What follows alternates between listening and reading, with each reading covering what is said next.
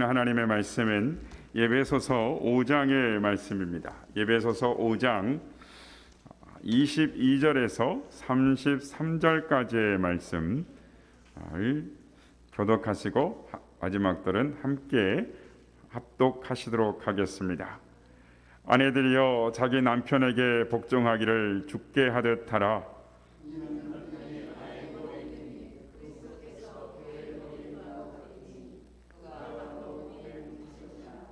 그러므로 교회가 그리스도에게 하듯 아내들도 범사에 자기 남편에게 복종할지니라.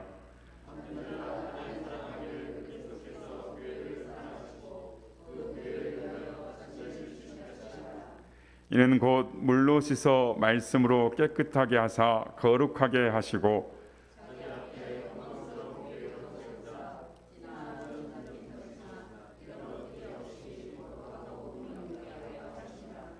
이와 같이 남편들도 자기 아내 사랑하기를 자기 자신과 같이 할지니 자기 아내를 사랑하는 자는 자기를 사랑하는 것이라.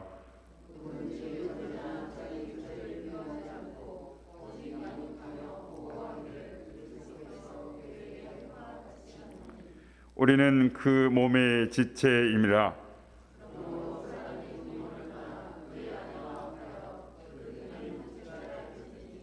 이 비밀이 크도다. 나는 그리스도와 교회에 대하여 말하노라. 그러나 너희도 각각 자기의 아내 사랑하기를 자신같이 하고 아내도 자기 남편을 존경하라. 아멘. 할렐루야. 오늘도 우리 예배 가운데 함께 하신 주님을 찬양합니다. 그리고 예배 가운데 함께 하신 우리 성도님들께 하나님의 은혜와 평강이 함께 하시기를 축복합니다. 오늘은 5월 마지막 주일입니다. 5월 하면 가정의 달이라고 하는데 저희가 이제 5월 첫 주부터 어린이 주일 또 어버이 주일 이렇게 성령 강림 주일 하면서 우리가 가정 5월인데 가정에 대해서 우리가 잠깐 말씀을 우리가 나눠보길 원합니다. 성도 여러분 어떤 가정을 꿈꾸시고 계십니까? 여러분의 가정에 어떤 5월의 여왕은 장미입니다. 이 탑골 초등학교를 지나서 이 탑골 공원을 이렇게 뒤로 쭉 올라가면 이 삼성산 터널이 나옵니다. 이 삼성산 터널 이 도로변으로 이 펜스길을 따라서 장미길이 쭉 펼쳐져 있습니다. 며칠 전에도 그 길을 걸었었는데 저도 모르게 이런 노래 가사가 기억이 났습니다. 아니 흥얼거리게 됐어요. 비둘기처럼 다정한 사람들이라면 장미꽃 넝쿨 우거진 그런 집을 지어요. 메아리 소리 해맑은 오솔길 따라 산새들 노래 즐거운 옹달새 비둘기처럼 다정한 사람들이라면 포근한 사랑 엮어갈 그런 집을 지어요. 제가 좀 오래된 그 장미꽃 넝쿨이 쫙 펼쳐졌는데 그게 쫙 이렇게 5월이다 보니까 그런 노래가 약간 좀 다 부르지는 못하지만 흥얼거리는 이 노래는 비둘기집이라는 이 노래인데요. 예전에 제가 어렸을 때는 행복한 집 그러면 그런 생각을 했어요. 그러니까 집에 울타리에 장미꽃이 넝쿨 다 우거져 있고 집에 안에서는 해맑은 웃음소리가 나오는 그런 집이 행복한 집이구나 그런 생각을 했었습니다. 성도 여러분 행복한 가정 5월달에 여러분의 가정이 다 행복해지시기를 예수님의 이름으로 축복합니다. 그렇다면 행복한 가정이라는 게 어떤 것일까요? 성경에 보면 오늘 우리가 예배의 부름으로 하나님 앞에 나아갔던 시편 128편에 보면 행복한 가정을 이렇게 말씀합니다. 시편 128편 1절에서 4절 말씀입니다. 여호와를 경외하며 그의 길을 걷는 자마다 복이 있도다. 내가 내 손이 수관대로 먹을 것이라. 내가 복되고 형통하리로다. 내 집 안방에 있는 내 아내는 결실한 포도나무 같으며 내 식탁에 둘러앉은 자식들은 어린 감람나무 같으리로다. 여호와를 경외하는 자는 이와 같이 복을 얻으리로다. 이렇게 말합니다. 여호와를 경외하며 그의 길을 걷는 자가 복이 있다라고 말합니다. 수고한 대로 먹고 형통합니다. 마치 집은 포도 넝쿨이 우거져서 주렁주렁 포도나무가 일려 있고 감람나무 주위에 새싹들이 이곳저곳에 자라고 있고, 이 새싹들이 앞으로는 막 자랄 겁니다. 그래서 미래가 있고 또 이 기름이 막 생기는 올리브 나무가 될 거고, 그래서 이 올리브가 이 가족들을 먹이고 살찌우고 다음 세대를 밝게 하는 그 집에 가면, 그래서 그 집에 가면 아름다운 포도 향기가 나면서 새싹들이 파란 연두색에는 이 파릇파릇한 연두색 잎사귀가 있는 그런 가정 딱 들어가면은 그게 딱 보이는 것이 이스라엘 사람들에게는 행복한 가정, 이런 이미지를 가지고 있었다라는 것입니다. 이런 모습이 이스라엘 사람들이 그리는 행복한 집이었습니다. 복 있는 집이었습니다. 그런데 요즘 통계를 보면 사람들이 이런 꿈을 꾸는 것 같지를 않습니다. OECD 국가 중에 이혼율 세계 1위, 저출산율 1.08%, 성인 남녀 51%가 결혼을 원치 않습니다. 그리고 결혼을 해도 애를 낳지 않겠다가 26.7%입니다. 여러분, 킹 삐모 페이버 걸이라는 이야기를 들어보신 적 있으십니까? 이 킹 삐모라는 말은 킹카가 킹카가 눈이 삐어서 자신을 선택할 때까지, 눈앞에 나타날 때까지 기다리지 않고, 그러니까 모이는 모임, 킹삐모라는 약자로 이 노처녀 이혼 청춘들이 모임들이 많습니다. 동호회로 여행도 가고 또 자기가 하고 싶은 일도 하고 취미도 하고 인생을 즐기는 사람들이 참 많이 있습니다. 여러분, 왜 이런 현상들이 발생하는 것일까요? 여러 이유가 있겠습니다만은 진정한 행복이 무엇인지를 모르기 때문이 아닌가라고 생각이 듭니다. 오늘 성경 본문에 보면 아내와 남편에 대해서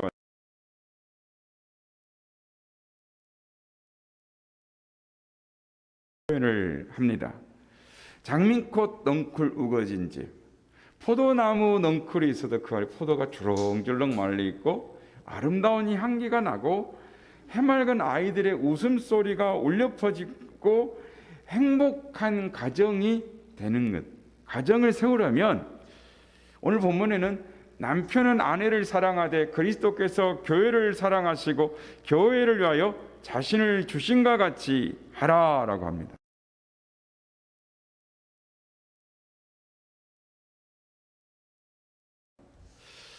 행복한 가정, 이상적인 가정을 이 교회로 표현을 하고 있습니다. 여러분, 오늘 설교 제목이 집이 교회인가요? 라는 의미입니다. 여러분, 집이 교회인 줄 아세요? 라는 의미는 집이 교회란 말인가요? 교회가 아니란 말인가요?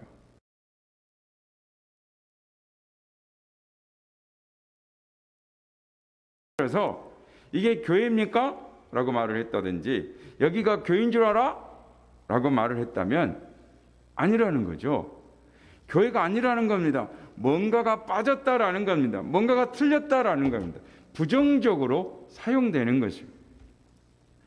여러분, 왜 집이 교회예요? 이게 교회입니까? 여기가 교회인 줄 알아? 라는 말, 즉 교회라는 말이 왜 부정적으로 사용되는 것일까요? 뭐가 빠졌다는 말일까요? 뭐가 틀렸다라는 말일까요? 교회의 원 의미인 코이노니아는 예수 그리스도 안에서 교제와 사귐을 말합니다. 주님의 사랑과 용납이 있는 곳, 그곳의 믿음의 공동체, 코이노니아, 교회입니다. 그런데 이 교회를 부정적으로 사용하는 것입니다. 그래서 교회라고 하면은 교회를 다니면 열심히 다니지 말고 깊이 들어가지 말고 상처받으니까 일정 거리를 유지하면서 다니라라고 합니다. 여러분, 교회라는 것이 어떤 것입니까? 주님의 사랑이 있는 것입니다.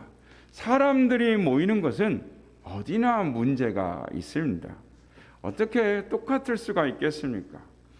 100명이 모였다고 하면 백인 백색이 아니라 백인 천색인 것입니다. 그렇게 말이 많고 생각이 많고 의견이 많은 곳, 그것이 교회입니다. 그러나 이 모든 것을 하나로 만들 수 있는 것이 사랑입니다. 베드로전서 4장 8절 말씀입니다. 무엇보다도 뜨겁게 서로 사랑할지니 사랑은 허다한 죄를 덮느니라 라고 말씀합니다. 사람을 가까이 하다 보면 허물이 드러나는 것입니다. 알고 봤더니 기대에 못 미칩니다. 부족하고 허물이 많습니다. 그러면 어떻게 해야 할까요? 판단하고 평가하고 멀리하고 미워하고 경원시하면서 관계를 끊어버려야 될까요? 아닙니다. 주님의 사랑으로 뜨겁게 사랑해야 하는 것입니다. 얼마나 뜨겁게 사랑해야 할까요? 주님은 적극적인 실천을 말씀을 합니다.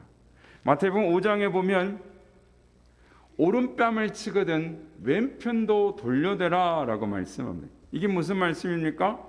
오른손으로 뺨을 치면 어느 쪽 뺨이 맞아요? 왼쪽 뺨이 맞죠. 그런데 뺨이 오른쪽이 맞았다 그러면 이 말은 상대가 손등으로 이렇게 왼뺨을 치는 게 아니고 이렇게 해서 쳤다는 말이에요. 손등으로 쳤다는 말입니다. 이 말은 무슨 말이냐면 상대방을 아주 무지해서 윗사람이 아랫사람을 다루거나 주인이 종을 다룰 때 또는 신분이 높은 사람이 낮은 사람에 대할 때, 즉 아주 무시하거나 멸시하면서 손등으로 뺨을 치는 것입니다. 이렇게 치는 게 아니고 이렇게 치는 거예요. 그런데 주님께서 오른뺨을 맞았으면 왼뺨도 돌려대라 라고 하십니다. 속옷을 달라고 하는 자에게 겉옷을 주어라 라고 합니다. 억지로 오리를 가게 하면 그 사람과 심리를 동행하라 라고 합니다. 여러분, 교회는 이런 사랑이 있는 것입니다. 그래야 상대가 감동하는 것입니다. 아, 이것이 교회가 맞구나 하는 것입니다. 아, 이것이 사랑이구나. 예수 믿는 사람들이 이렇게 사는구나. 감동하고 부끄러워하고 예수를 믿고자 할 것입니다. 참 어렵죠. 이거 쉬운 일이 아닙니다. 그런데 여러분, 교회란 주님의 사랑이 있는 것입니다. 교회에 오면 주님의 사랑이 기억나야 하는 것입니다. 여러분, 행복한 가정이란 어떤 것입니까? 주님과 교회의 관계처럼 사랑이 있는 것입니다. 부부가 사랑할 때 행복한 가정이 되는 것입니다. 교회 역시 하나님의 사랑, 그리스도의 십자가의 사랑으로 사랑할 때 교회가 사랑이 넘치는 교회가 되는 것입니다. 에베소서 2장 4절 5절 말씀을 보면 긍휼이 풍성하신 하나님이 우리를 사랑하신 그 큰 사랑을 인하여 허물로 죽은 우리를 그리스도와 함께 살리셨고 너희는 은혜로 구원을 받은 것이라 라고 말씀합니다. 하나님이 그 크신 사랑으로 허물로 죽을 수밖에 없는, 죄와 허물로 죽을 수밖에 없는 우리를 살리셨다라고 말씀합니다. 그리고 그 사랑을 기억하라라는 것입니다. 오늘 보면 30절에서 33절 말씀입니다. 우리는 그 몸의 지체임이라. 그러므로 사람이 부모를 떠나 그의 아내와 합하여 그 둘이 한 육체가 될지니 이 비밀이 크도다. 나는 그리스도와 교회에 대하여 말하노라. 그러나 너희도 각각 자기의 아내 사랑하기를 자신같이 하고 아내도 자기 남편을 존경하라 라고 합니다. 남편과 아내의 사랑을, 남편과 아내가 하나 되는 것이 큰 비밀이라는 것입니다. 어떤 비밀입니까? 그리스도와 교회에 관한 비밀이라는 것입니다. 남자와 여자가 만나서 가정을 꾸리고 하나로 살게 한 이유가 무엇인지, 교회가 무엇인지, 주님과 교회의 관계가 무엇인지, 주님과 우리의 관계가 무엇인지 알기 위하여 남녀가 사랑을 하고 가정을 꾸리게 하셨다라는 것입니다. 창세기 2장에 보면은 이 사랑의, 남녀의 사랑에 대해서 이야기 나옵니다. 첫 가정이 나오죠. 하나님이 아담에게 하와를 이끌고 오십니다. 하와, 이제 저는 이렇게 말합니다. 하와 할머니를 아담 할아버지에게 이렇게 데리고 오셨는데, 그때 아담이 하와를 보고 내 뼈 중에 뼈요 살 중에 살이로다라고 말합니다. 정말 기뻐합니다. 즐거워합니다. 행복해하고 사랑하는 것입니다. 근데 이 사랑이 어떻게 됩니까? 하나님이 선악과를 먹은 아담에게 물으십니다. 아담아, 내가 너에게 먹지 말라고 한 나무의 열매를 먹었느냐? 그때 아담이 뭐라고 합니까? 하나님이 나에게 주셔서 함께한 그 여자가 나무 열매를 주므로 내가 먹었나이다 라고 합니다. 내 뼈 중에 뼈요 살 중에 살이라고 말했던 것이 뭐로 바뀌었다고요? 그 여자가. 여러분, 사랑이 살고 죽을 것 같아도 이렇게 바뀌는 것입니다. 그 여자가, 그 남자가, 좀 더 심하면은 그 뭐가 이렇게 해야죠. 그러나 여러분, 주님의 사랑은 어떤 사랑입니까? 성경은 주님의 사랑은 변하지 않는 언약적 사랑이다라고 말합니다. 사람은 계약적인 사랑이지만 주님의 사랑은 언약적인 사랑이다라고 말합니다. 언약적 사랑, 계약적 사랑이 뭐냐면, 계약은 당사자끼리 조건이 맞지 않으면, 계약 이행에 불성실하면 언제라도 그 계약이 파기가 되는 것입니다. 그러나 언약은 다릅니다. 언약은 당사자 중에 한 사람이 불성실해도 끝까지 그 언약의 충실함을 전제하는 것입니다. 그래서 우리를 향한 하나님의 사랑은 그 백성이 그 언약에 불성실해도, 배반된 일을 해도 하나님의 성실함과 충실함으로 그 언약을 지켜내는 것, 관계를 회복시키는 것, 이것이 언약적 사랑이다라고 말합니다. 그래서 로마서 5장 8절에 보면 우리가 죄인 되었을 때에 그리스도께서 우리를 위하여 죽으심으로 말미암아 하나님께서 우리에 대한 자기의 사랑을 확증하셨느니라 라고 말씀합니다. 그렇습니다. 우리는 구속받을 가치가 없지만 하나님께서 예수 그리스도를 십자가에 내어 주셨습니다. 우리가 계속 배반을 하고 불순종을 하고 여전히 하나님을 모른다고 할지라도 하나님은 여전히 사랑하시고 품으시고 인도하시는 것. 마치 호세가 자신의 아내 고멜을 용서하고 건져내고, 그러면 또 도망가서 다른 사람의 종이 되면 또 건져내고, 또 도망가면 또 건져내는 것처럼 우리가 죄악된 자리에 있으면 또 건져내시고 용서하시고 또 건져내시는 변함없는 사랑으로 사랑하시는 하나님의 사랑, 그 사랑을 주님의 사랑인 것입니다. 이런 부분은 참 신비한 관계입니다. 남남끼리 살면서 평생을 함께 살아간다는 거 정말 기적입니다. 이 기적이라고 느껴지지 않으십니까? 남남끼리 살아가면서 이 두 사람이 마음이 꼭 맞으리라 생각하면 잘못입니다. 제가 고등학교 때 3년간 단짝이 있었습니다. 그러니까 고등학교 1학년, 2학년은 같이 짝꿍으로 이렇게 지냈고, 어떻게 하다 보니 그렇게 됐는데 3학년 때도 같은 반이 됐어요. 그래서 우리 대학을 가야 되니까 서로 떨어져서 공부하자. 물론 그 친구가 저보다 공부를 더 잘했습니다. 그 친구는 반장이었고 저는 조금 떨어진 학생이었습니다만은. 그런데 대학생 때 이제 대학을 졸업하고 한동안 대학교 4학년 때 이 고시원에 가서 이제 공부를 할 때가 있었습니다.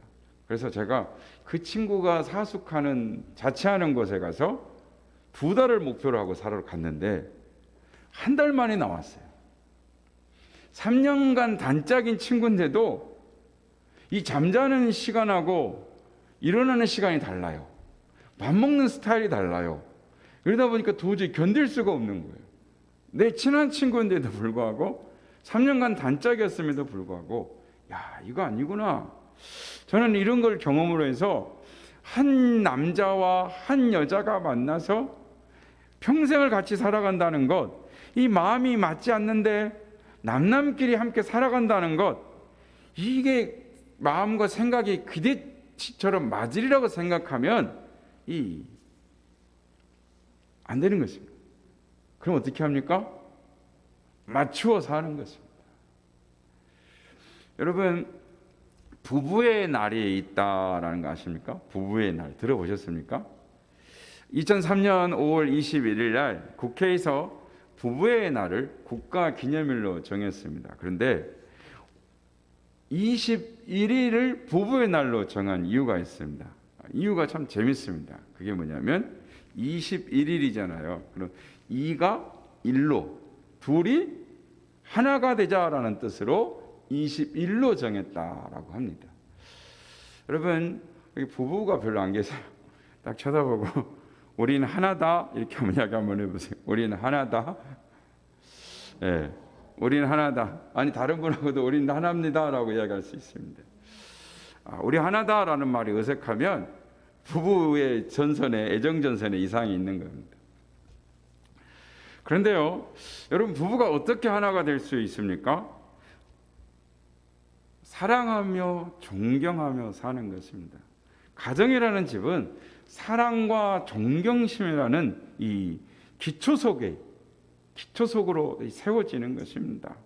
사랑과 존경이 없으면 부부 관계가 무너지는 것입니다. 그 가정 생활이 유지가 되질 않는 것입니다. 그런데 어떻게 존경하며 사랑할 수 있습니까?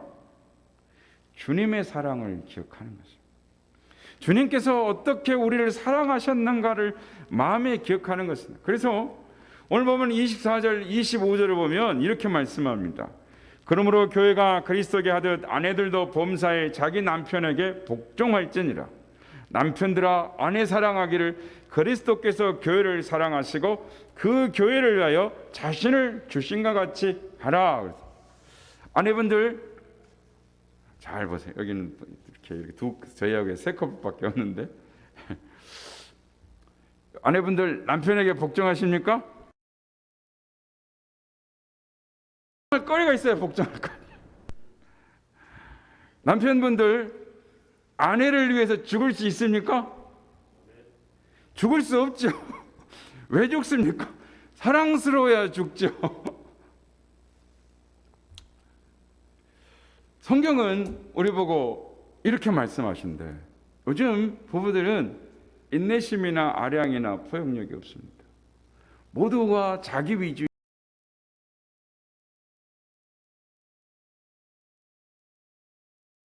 대해서 살아가는 사람들이 참 많습니다. 참 불행한 삶입니다. 티격태격하며 삽니다. 존경심도 없습니다. 사랑도 없습니다. 이것이 없어지면 부부는 남남이 되고 원수가 되고 집은 불편한 곳이 되는 것입니다. 그러면 어떻게 하나가 될 수가 있습니까?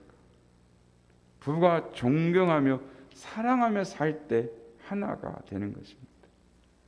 결혼한 지 10년 된 부부가 있었습니다. 세월이 흐를수록 남편에 대한 실망감과 남편에 대한 불만이 커져갔습니다. 그래서 가정이 화평이 깨지자 부부는 고민 끝에 각자 종이 하나를, 제가 이 말씀을 보면서 참 좋은 방법이다라고 생각했습니다. 불만이 있으면 한 달간 종이 박스에다가 매일 불만을 써 넣는 거예요. 오늘 이래서 나 기분 나쁘다. 이래서 나는 당신 때문에 화가 난다. 이렇게 종이 상자를 하나 넣는 겁니다. 그래가지고 한 달이 되면 서로 상자를 바꾸는 겁니다. 그래서 그렇게 하기로 하고 불만이 생길 때마다, 화가 날 때마다 종이 상자에 글을 적어서 종이 쪽지를 넣었습니다. 그리고 한 달 후에 서로 바꾸어 보기로 했습니다. 한 달이 지났습니다. 아내가 자, 한 달 동안 당신이 얼마나 나를 실망시켰는지 보세요. 그래서 아내가 종이 상자를 탁 내밀었습니다. 아내가 남편의 종이 상자를 하나씩 펴서 읽기 시작했습니다. 그런데 남편이 쓴 종이 쪽지에는 하나같이 그래도 당신을 사랑해요. 오직 당신뿐입니다. 라고 쓰여져 있었습니다. 계속 한 장 또 있고 한 달 내내 쓴 종에 똑같은 글귀가 써져 있었습니다. 이 편지를 읽은 아내가 펑펑 울면서 남편을 용서하고 더 사랑하게 되었다. 자신도 잘못하다 했다고 말하는 그런 관계가 되었다라는 것입니다. 오늘 보면 25절에 보면 남편들아 아내 사랑하기를 그리스도께서 교회를 사랑하시고 그 교회를 위하여 자신을 주신같이 하라라고 말씀. 예수님께서 우리를 위하여 목숨을 내어 주셨던 것처럼 남편들아 아내를 그렇게 사랑하라라는 것입니다. 아내를 위하여 목숨까지 내어줄 수 있는 남편이라면 아내에게 양보하지 못할 것이 무엇이 있겠습니까? 사랑하는 선한님께 지체 여러분, 서로 사랑하며 살아가시는 여러분이 되시길 주님의 이름으로 축복합니다. 남편 여러분, 결혼한 남자들은 정말 수지 맞은 걸 알아야 됩니다. 저는 아내가 옆에 있어도 그런 건 아니고, 전 뭐 애처가인지 공처가인지는 모르겠습니다만은 어쨌든 아내가 가정살림살이를 다 합니다. 거기다가 밥도 하죠, 빨래하죠, 다 해줍니다. 여자는 결혼한 뒤에 오히려 고달파지고 고생이 시작되는 겁니다. 남편들도 아마 그렇게 생각할 겁니다. 결혼 전에는 아무런 구속도 받지 않고 자유로운 몸으로 자유롭게 활동해 살았지만 결혼 후에는 한 남편의 아내로서, 한 여자의 남편으로서 구속을 받고 살아갑니다. 그렇지만 여자는 설거지, 빨래, 집안 청소, 집안일들을 도맡아면서 합니다. 어디 그것뿐입니까? 임신을 하게 되고 임신을 하면 입덧이 생깁니다. 남자는 입덧을 하지 않기 때문에 입덧하는 것이 얼마나 고통스러운 건지 모릅니다. 그러나 또 해산의 고통도 있습니다. 공평하게 남자도 한번 입덧하고 남자도 한번 애 낳으면 공평할 텐데 그럼 얼마나 공평하겠습니까? 근데 여자는 이 고통을 겪습니다. 그런데 여러분, 이런 고통을 불구하고 여자들은 왜 결혼하는 것일까요? 한 남자의 사랑을 받으며 행복하게 살고 싶어서 결혼을 하는 것일 것입니다.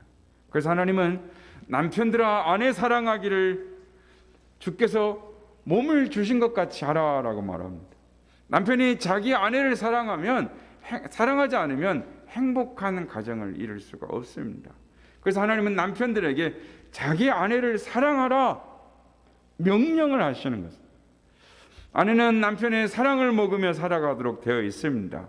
남편이 사랑해주면 아내 얼굴에 빛이 납니다. 남편의 사랑을 받은 아내는 얼굴을 봐도 금방 알 수가 있어요. 부부가 좋으면 딱 얼굴 보면 알아요. 언제나 얼굴에 기쁨이 있는 것입니다. 생기가 넘쳐나는 것입니다. 그런 가정은 언제나 천국인 것입니다. 그런 아내는 힘들고 어려운 일이 있어도 힘들지 않다라고 말하면 오히려 생기가 넘쳐나는 것. 왜냐하면 남편이 자기를 사랑하는 것을 알기 때문인 것입니다. 그렇습니다. 이것이 하나님께서 부부로 가정을 만든 비밀입니다. 이 사랑의 원리가 교회의 비밀입니다. 주님과 교회의 관계인 것입니다. 교회가 교회 될 수 있는 것, 주님의 사랑을 아는 사람이 연약한 성도를 사랑으로 품기 때문입니다. 남편이 아내를 사랑하고 아내가 남편을 사랑하고 또한 사랑을 아는 자가 먼저 사랑할 때 예수 그리스도 안에서 하나가 되는 것입니다. 예전에 사랑의 동산이라는 영성 프로그램이 있었습니다. 혹시 다녀오신 분이 있는지 모르겠습니다. 일주일 하는데 성도님들이 그곳에 다녀오기만 하면 확 180도 변화돼 갖고 오는 겁니다. 5박 6일을 하는데 들어가면은 이 남자 성도들은 왕자 대접을 받습니다. 여자 성도들은 공주 대접을 받습니다. 그래서 먹는 것, 잠자리, 꼼짝도 못한 모든 건 다 수발을 줍니다. 처음에는 참 부자연스럽고 어색해요. 그런데 시간이 지나가면서 나를 섬기는 사람들이 정말 진심으로 나를 섬기고 있구나, 진심으로 나를 사랑하고 있구나, 그걸 어느 순간 깨닫게 되는 거예요. 그러면서 자기 마음속에 뭐가 나오냐면 시간이 지나갈수록 하나님께서 나를 얼마나 사랑하시는가, 예수 그리스도 안에서 내가 어떤 존재가 되었는가를 깨닫게 되는, 그래서 그 안에 사랑이 가득해지는 것은 하나님의 영광된 자녀가 되었다는 깨닫는 것은 주님의 사랑을 깨닫는 순간 마음에 감사가 넘칩니다. 사랑이 넘칩니다. 그래서 그 사랑으로 교회에 와서 다른 성도들, 연약한 지체들을 섬기는 자가 되는 것입니다. 사랑하는 성도 여러분, 주님의 이 사랑을 깨달으면 가정이 하나가 될 수 있습니다. 교회가 하나가 될 수 있습니다. 왜요? 사랑으로 섬기기 때문입니다. 하나의 시를 읽고 말씀을 마치려고 합니다. 시의 제목은 내가 여기에 있는 까닭입니다 라는 제목입니다. 내가 여기 있는 까닭입니다. 여기는 내 마음의 안식처입니다. 사랑이 메말라 목이 타오를 때 물 한 모금 얻을 수 있기 때문입니다. 사랑하는 사람이 내 마음을 아프게 할 때도, 다정했던 친구가 나를 실망시킬 때도 여기는 내 마음을 토닥여 줍니다. 여기는 내 마음의 쉼터입니다. 삶에 지치고 육신이 피곤할 때 필요한 약을 얻을 수 있기 때문입니다. 마음이 허전하고 의욕이 떨어져 갈 때도, 갖고 싶은 것 하나 마음대로 가질 수 없을 때도 여기는 내 마음을 부자로 만들어 줍니다. 여기는 내 마음의 보금자리입니다. 차가운 바람에 온몸이 시려울 때 내 마음을 녹여줄 모닥불이 있기 때문입니다. 나는 이곳을 떠날 수가 없습니다. 나에게 행복을 전해주는 곳이기에 내가 여기에 있는 까닭입니다. 사랑하는 여러분, 여러분의 가정이 행복해지려면 어떻게 해야 할까요? 여러분의 공동체가 행복해지려면 어떻게 해야 할까요? 하라기는 주님의 사랑으로 서로 섬기며 존경하며 사랑하는 여러분의 가정이 되시기를 예수님의 이름으로 축복합니다. 기도하겠습니다. 사랑하는 주님, 우리에게 가정을 주셔서 감사합니다. 우리의 가정이 주님의 사랑으로 충만한 가정이 되게 하여 주옵소서. 우리의 마음에 우리를 사랑하시는 주님의 마음을 품고 섬기며 사랑하고 존경함으로 가정을 세워가는 우리가 되게 하여 주옵소서.